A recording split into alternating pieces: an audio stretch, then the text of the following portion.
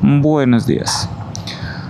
Hoy les quiero hablar sobre el libro El grito silencioso de Kenzaburo Oe. La historia está ambientada más o menos 1960s, 70s aproximadamente. La verdad, en este momento no recuerdo si mencionan la fecha o no, pero más o menos por ahí. Y trata sobre dos hermanos que vuelven a su tierra natal.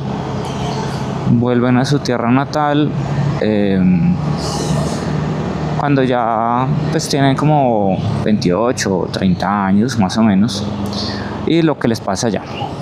¿Listo?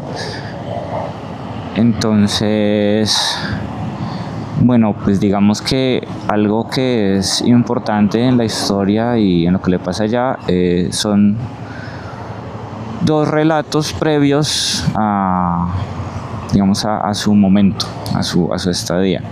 En primer lugar, el bisabuelo de ellos, que era una especie de noble, en más o menos 1860, por ahí, por esas fechas, era una especie de noble en el pueblo.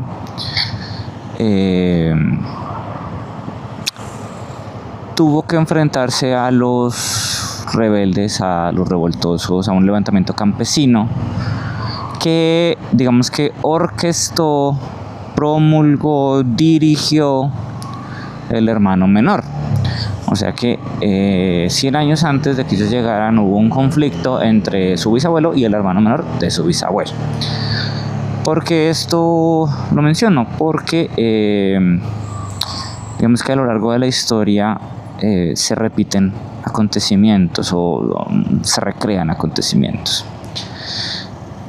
Y el segundo acontecimiento es como digamos que la segunda historia que tiene mucho que ver con el pueblo.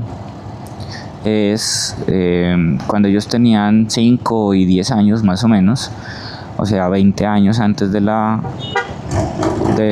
momento en el que pasan los hechos. El hermano que había vuelto de la guerra, lo asesinan por culpa de un conflicto que se está dando en el pueblo entre los campesinos y los que en su momento fueron esclavos coreanos condenados a trabajos forzados porque eran prisioneros de guerra. Después, cuando se acaba la guerra, estos coreanos siguen viviendo ahí porque no son repatriados y empiezan a ocurrir inconvenientes. Entonces los campesinos organizan un saqueo y por culpa del saqueo se muere una china y después pues se muere una coreana, una joven coreana, y después de eso, entonces en el segundo saqueo muere el hermano de los dos protagonistas de la historia.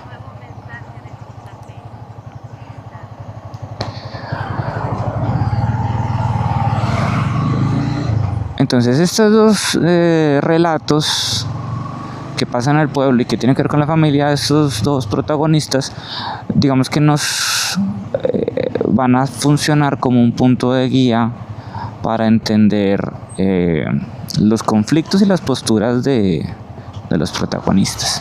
¿Listo? Entonces, empezando por el hermano menor de los dos protagonistas, se llama Takashi, pero le dicen Taka.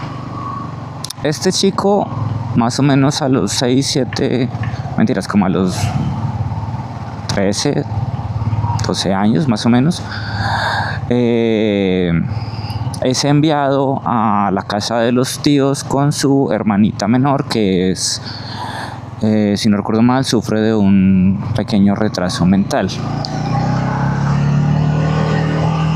Y allá pues le pasan cosas. Luego cuando su hermanita se suicida, él va a Tokio, estudia y luego se va a Estados Unidos.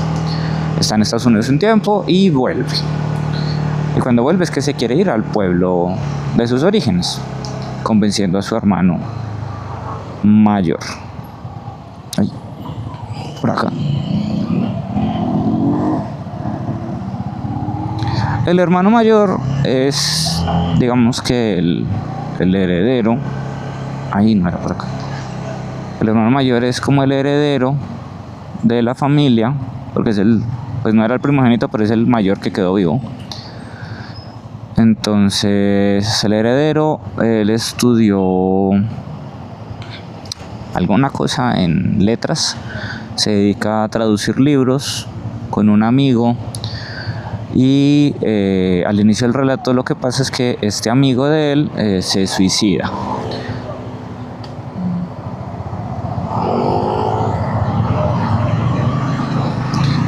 El amigo de él se suicida.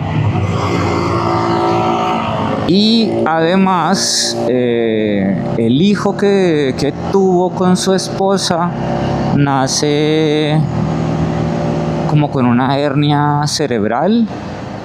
Y cuando se la extirpan, digamos que queda como en un estado vegetativo.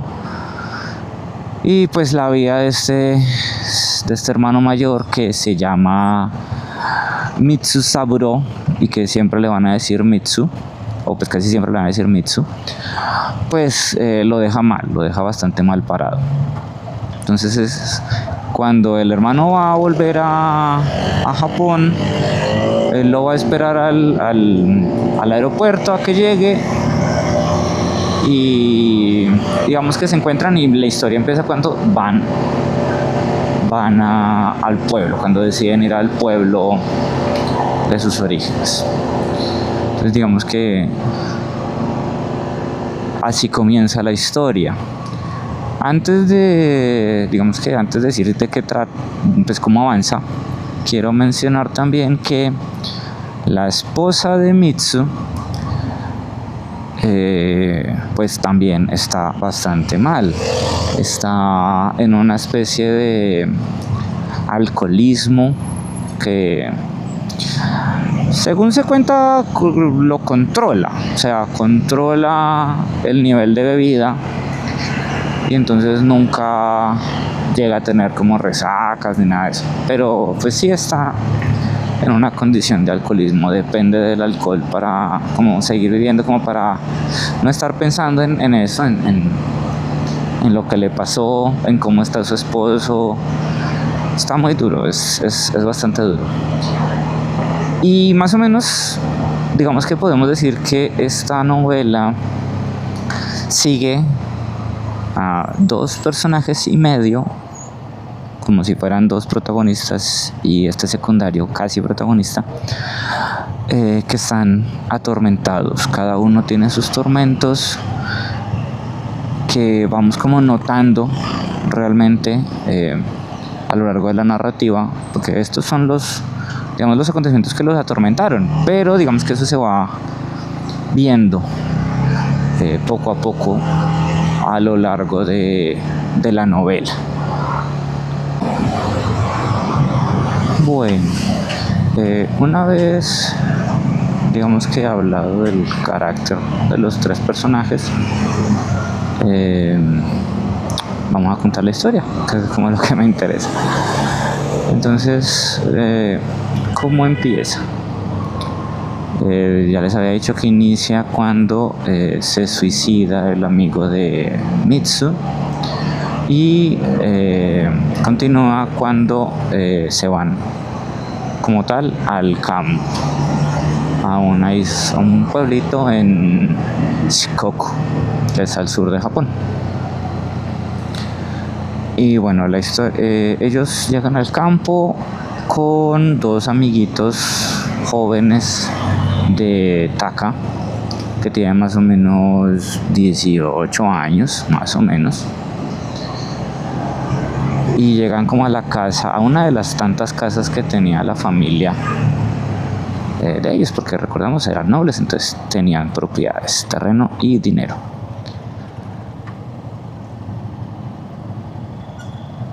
En esta casa o estando en el pueblo le van contando a Natsu, que es la esposa de Mitsu, un poquito la historia del pueblo, las costumbres y la historia del levantamiento del bisabuelo y de la muerte de su hermano mayor.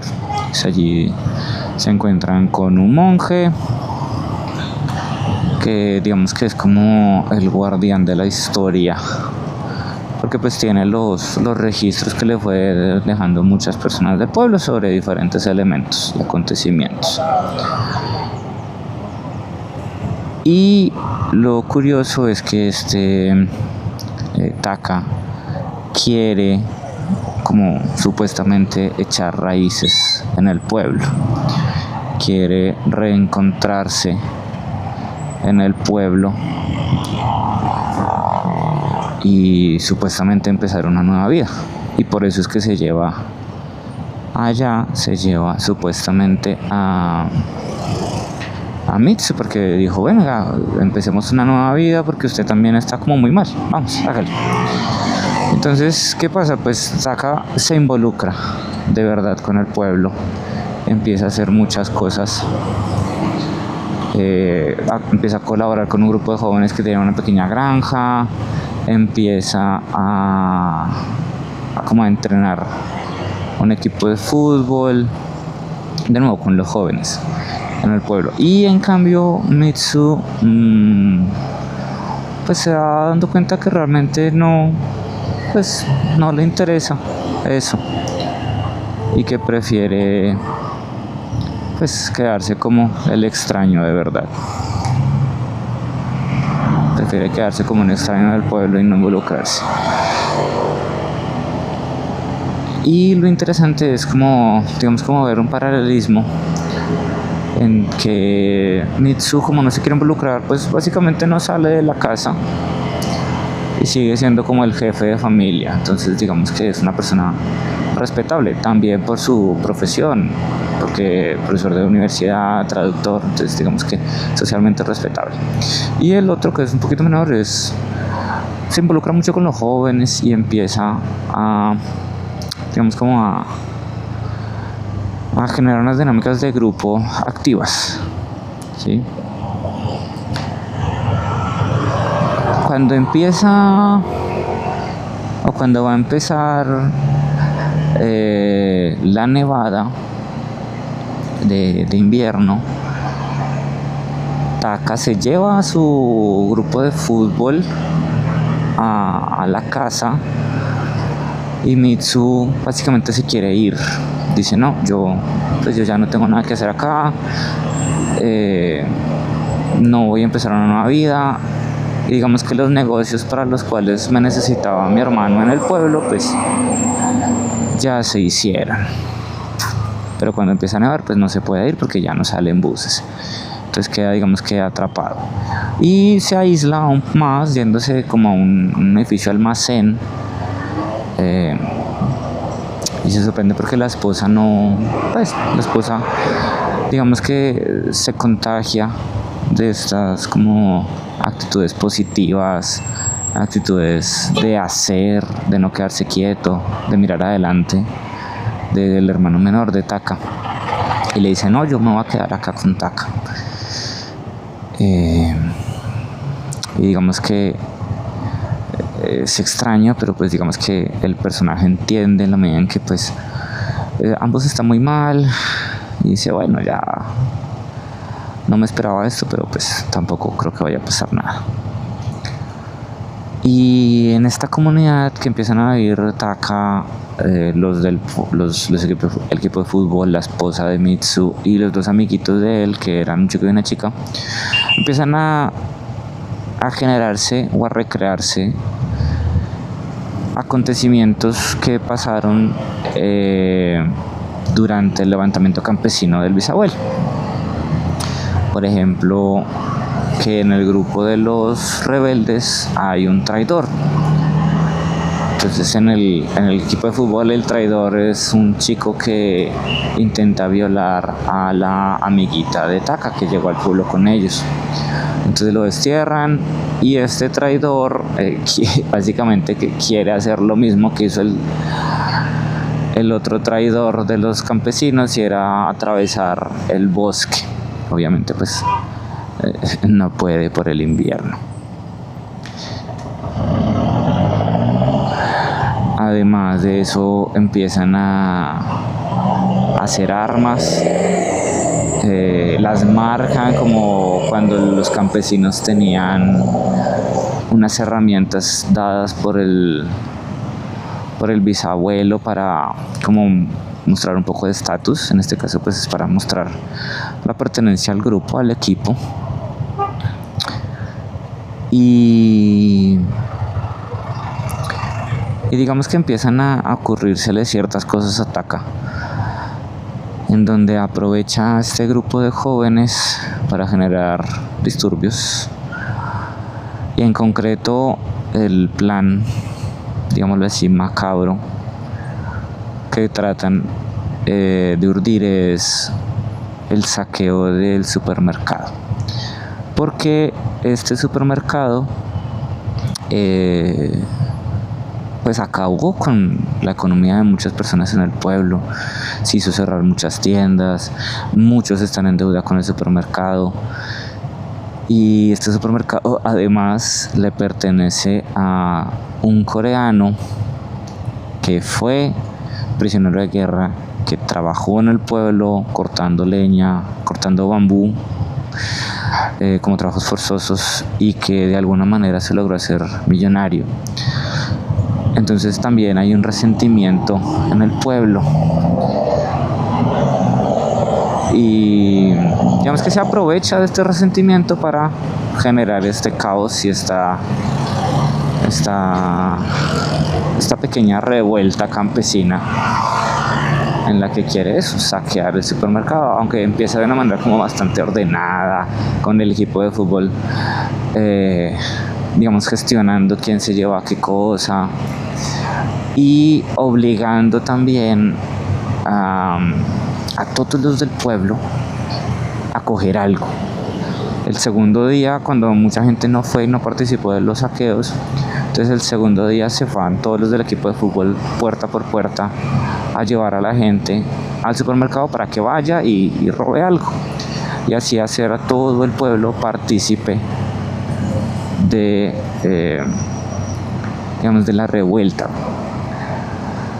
Ahora, digamos que la postura de los mayores es bastante turbia, porque se curan en salud, tienen un plan en mente, y es repetir lo que hicieron los mayores en los otros dos levantamientos, y es aprovechar que los jóvenes son los que están gestionando todo y lavarse las manos. Entonces, digamos que a pesar de que los hayan intentado hacer partícipes del robo, en la conciencia apenas se va a solucionar el problema, pues se limpia, se lava, hay un chivo expiatorio. Este chivo expiatorio obviamente resulta ser Taka. ¿Por qué? Porque Taka es el líder, es el caudillo, es el que está generando el levantamiento. Y Taka asume el papel de caudillo, lo busca el papel también del chivo expiatorio, como una manera de luchar contra su tormento, porque él quiere recrear la historia del hermano de su bisabuelo como si fuera un héroe, y pues es difícil, pero digamos que asume todo lo posible este mandato, y llegado digamos como al punto de inflexión en donde la revuelta ya está perdiendo los ánimos, ya la gente no quiere seguir participando, ya se va a acabar el invierno, puede que llegue la policía. Entonces ocurre algo que le permite, digamos que, terminar con todo, y es que se va en el carro con una chica del pueblo que era una cajera y ocurre un accidente y Taka lo hace pasar como si él la hubiera matado, como si él hubiera asesinado a la chica en un acto de violencia inexplicable, para que el pueblo, pues enojado, lo quiera matar.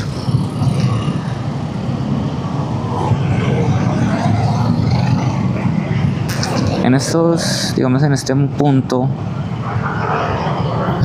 el hermano mayor Mitsu, aunque le hace entender a Taka que no cree que la haya matado él, que él no es capaz, que se está aprovechando la situación, que tal, pues tampoco hace mayor cosa para, digamos, ayudarlo mentalmente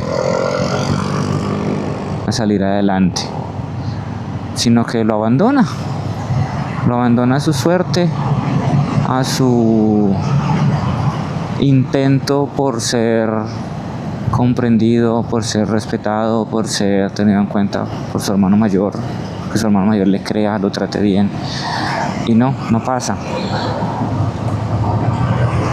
Entonces, pues este hermano Taka al final se mete un tiro, se mata, y una vez muerto, la esposa de Mitsu se lo echa en cara, y se lo echa en cara de una manera en la que uno queda completamente destrozado como lector, porque en este tiempo en el que Mitsu estuvo como aislado y Taka urdía todo su plan y su activismo, pues ella le fue infiel con Taka. Digamos que al contagiarse de su actitud, de sus buenas ganas, también empieza como a depender de él, y termina haciéndole infiel al esposo con el hermano menor, y se queda incluso embarazada. Entonces digamos que cuando a uno le cuentan o le presentan que está echándole en cara al esposo que por su culpa se mató el otro, porque no lo quiso ayudar, porque no le quiso tender una mano, a uno le queda un sinsabor en el que uno, pues, cree que simplemente lo hace porque quería fugarse con Taka, no por ser como una voz de conciencia real, sino es más como por estar herida ella.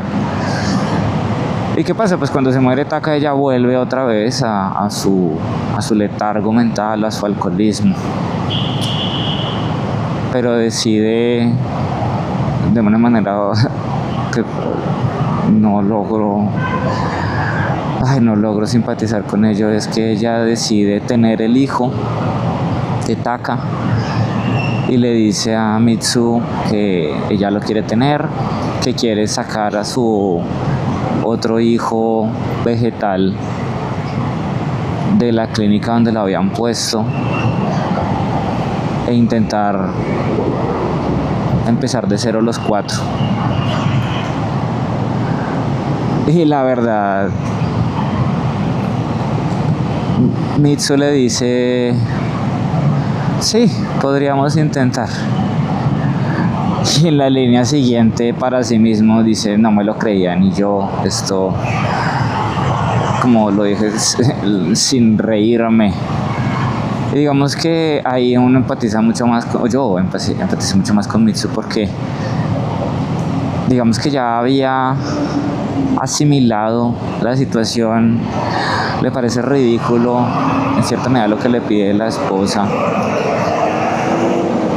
y Y no es grosero en cierta medida, pero pues por lo menos no, digamos que por lo menos no se mantiene en el fondo. Y eso es un punto de inflexión porque pues cuando termina todo, cuando termina la revuelta, cuando se concretan, digamos, los negocios que tenían, que básicamente era vender las tierras justamente al dueño del supermercado, al coreano, se destapa la historia real de qué pasó con el abuelo y con el bisabuelo, con el bisabuelo y con el hermano del bisabuelo. Y es que después del levantamiento armado, el bisabuelo logró esconder a su hermanito en un almacén. Hicieron como un sótano falso, y el bisabuelo se mantuvo ahí toda su vida, como resarciendo su culpa, porque de la revuelta campesina él fue el único que no murió. A todos los demás los acribillaron. Y se quedó ahí resarciendo su culpa. Mal que bien enterándose de la familia, pero pues sin salir de su celda, nadie lo vio nunca. Y digamos que todo el asunto era ese, que pues qué había pasado con el bisabuelo. Pues entonces él se entera. Y una vez que se entera de eso, empieza como a darle un poquito de crédito a la historia de Taka, en donde Taka decía que el abuelo era como una especie de héroe y por eso pues quería imitarlo. Y más o menos, algo así, más o menos sí el abuelo, porque estando en este encierro 10 años después, que se va a generar otra vez unas revueltas que devienen en la restauración Meiji, el abuelo participa y logra conseguir el objetivo político sin que haya ninguna baja por parte de los campesinos. O sea, realmente sí se vuelve un héroe, y ese héroe realmente en la historia del pueblo pues no se sabía quién había sido, y al final pues se descubre que había sido efectivamente el hermano del bisabuelo. Y una vez que se entera de esta historia, pues Mitsu en cierta medida se alegra, entiende las cosas, quiere ir a contárselo al hermano, pero se acuerda que el hermano se murió. Y le queda pues preguntarse qué hacer con su vida. Y digamos que se queda enunciado el hecho de que él va a irse a África, a acompañar una expedición y ser intérprete.